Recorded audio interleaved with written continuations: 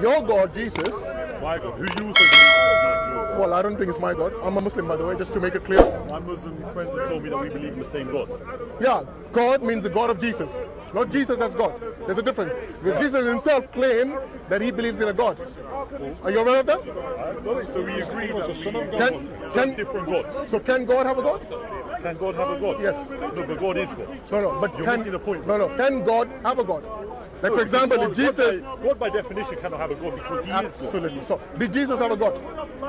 Jesus is God. No, but did he have a God? No, he is God. So when he says, I go to my God and your God, what do you understand? He says, my Father. He also says, my God after that. Form of himself. No. He says, I go to my Father. I fail to understand what... Calm down. I'll tell you why you're failing to understand, because you did not know I don't fail to understand. Don't question my understanding. Well, here, calm down. No need to be so arrogant. You haven't even heard the argument.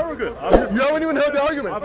So in John 20:17, hold on. In John 20:17, when Jesus says, I go to my Father and your Father, my God and your God. When Jesus says, my God, what do you understand? His Father. No, we already know he claims that Father is also his God. If you believe Jesus is God, and as you claimed earlier that God cannot have a God, then how do you reconcile the fact that Jesus has a God? He doesn't. Well, he says, I go to my God. I'd like to see which translation you're reading here. Because as far as I read John 20:17, which one do you read? I read the King James version. Okay, open King James and let's see. Father. No, it says my Father and my God. Understanding. Let's open King James version, which you read, and read that verse I was telling you. John chapter 20, verse 17. Says to my God, I will admit fault to him. Good. So you know from Jesus' own statement that he has a God. Now do you agree that he has a God?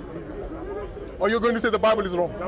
On that one, I would have to do some research, bro. I don't want to give you an incorrect answer. Why do you have to do research when the Bible clearly says that Jesus says, I go to my God? I claim to know everything. You don't have to. Like you, I have come here to learn. Based on face value of that verse, what do you say?